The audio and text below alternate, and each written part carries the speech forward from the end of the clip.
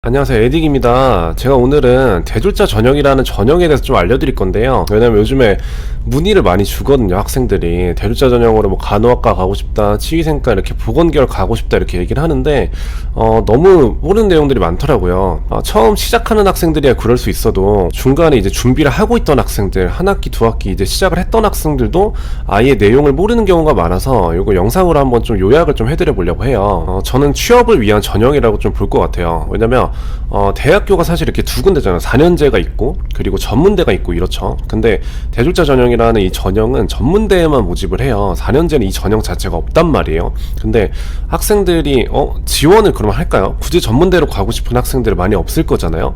근데 전문대에서도 학생들이 못 가는 학과들이 있어요. 좀 가기 어려운 학과들. 그 학과 중에 대표적인 게 보건계열인 학과, 뭐 간호학과 같은 전문대 간호학과에도 꽤 등급이 높아야 돼요. 한 2에서 4등급 정도. 이 정도 등급을 맞춰야 되는데 이 정도 등급을 맞추기 어려운 학생들도 많거든요.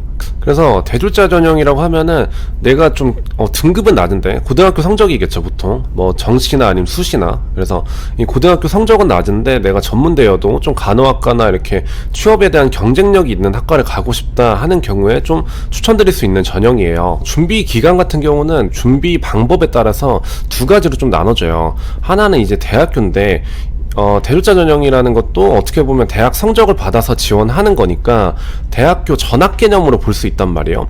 A대학교라고 있다고 하면은 A대학교 성적을 받아서 B대학교에 지원하는 거예요. 근데 A대학교 성적을 봐요. 고등학교 성적 대신에 이 대학교 성적을 보는데 이 기준치가 2년이에요. 2년. A대학교에서 2년 동안 수료를 하고 전문대학교 같은 경우 졸업을 하고 이제 B대학교로 지원하는 개념이란 말이에요. 근데 여기서 A대학교 같은 경우는 그냥 B대학교로 가기 위한 도구잖아요. 그냥 여기서 이수하는 거는 사실 B대학교를 들어가기 위한 그냥 수단? 약간 발판? 이런 개념이란 말이에요. 근데 우리나라에서 이제 학비나 이런 것도 비싸고 2년이라는 기간을 좀 단축시킬 수 있는 방법이 없을까 하다가 학생들이 이제 이용을 하는 게 학점은행제라는 제도예요. 학점은행제 같은 경우는 자격증으로도 학점 인정을 해줘요. 그래서 자격증으로 좀 기간을 좀 줄일 수 있는 방법이 있거든요. 그래서 2년이라는 기간이 1년으로 줄어들 수 있는 거기도 하고, 그리고 학비 자체가 대학교보다 좀 저렴해요. 학비 자체가 좀 저렴하다 보니까 이걸 활용하는 경우도 꽤 있는 거죠. 그렇다고 이제 대학교를 지원할 때 성적에 대한 불이익이 있냐? 이것도 아니에요. 성적도 똑같이 보고 면접도 똑같이 보기 때문에 아예 이제 대학교를 안 가고 대체 수단으로 학점은행제를 이용하는 경우도 또 있는 거죠. 편입 같은 경우는 기존의 4년제 대학교로 간단 말이에요. 그리고 대졸자 전형은 전문대학교로 가잖아요. 근데 당연히 그럼 4년제에 대한 우세가 있겠죠. 4년제를 좀 더 가고 싶어 할 거고요. 근데 여기서 특징이 있어요. 학과를 좀 중점적으로 봐야 되는데, 학과를 중점적으로 봐서 대표적인 간호학과를 본다 그러면 4년제의 간호학과 있고 전문대의 간호학과가 있어요. 근데 보통 이제 간호학과를 가는 학생들의 목적이 뭘까요? 보통은 이제 취업이겠죠. 근데 여기서 4년제 간호학과를 가냐? 전문대 간호학과를 가냐? 에서 취업에 대한 그 차이가 다른 학과들에 비해서 크지 않아요. 그러니까 보건계열이라는 이제 특징이 있는 거잖아요. 이 보건계열이라는 특징 때문에 취업에서 결코 밀리지가 않는 거예요.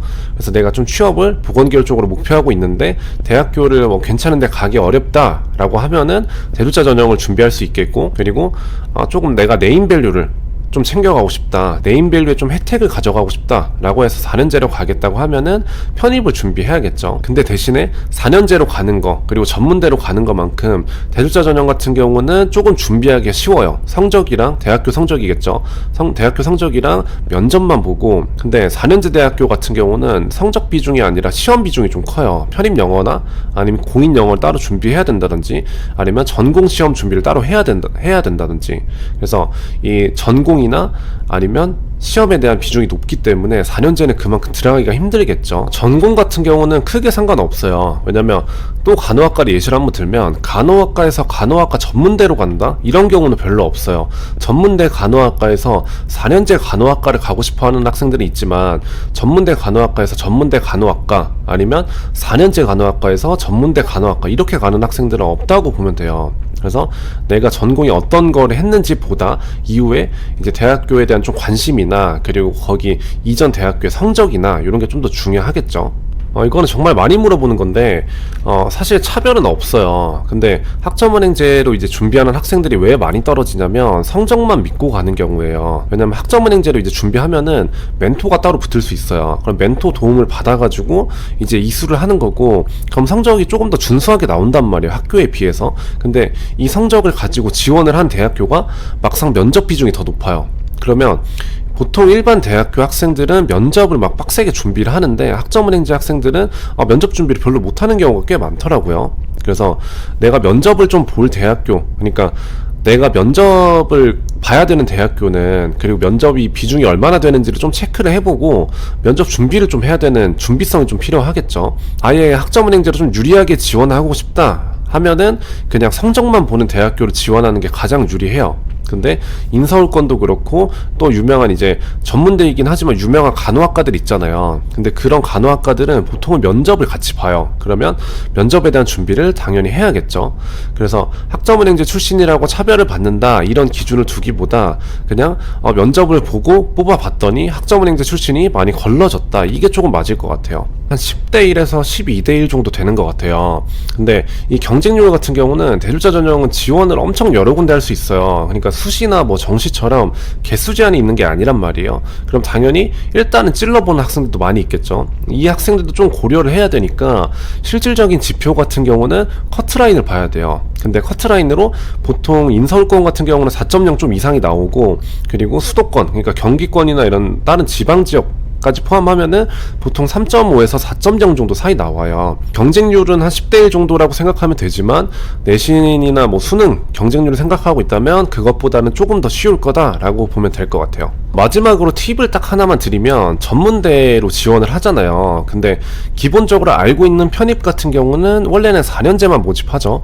근데 간호학과나 뭐 치의사 이런 보건계열 쪽은 전문대도 편입을 좀 모집하더라고요. 모집을 하는 학교들이 좀 있어요.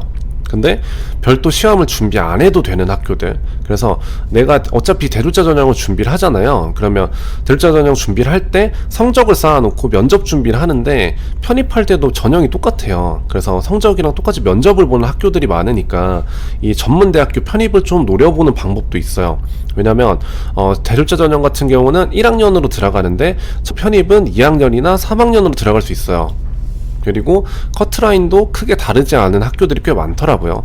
1학년부터 시작하기 좀 어렵다라고 하면은 아예 그냥 편입이 좀 가능한 학교들을 선별해가지고 속과돼가지고 그냥 편입 지원을 해서 좀 더 빠르게 한 2년 3년 이렇게 졸업하는 방법도 괜찮은 방법인 것 같아요. 그래서 대졸자 전형을 준비하는 학생들은 편입도 꼭 놓치지 않았으면 좋겠어요. 이렇게 오늘은 대졸자 전형이라는 전형에 대해서 좀 알아봤는데요. 특히 이제 대졸자 전형 준비하는 학생들은 조금 더 이 내용을 알고 준비하면 좋지 않을까.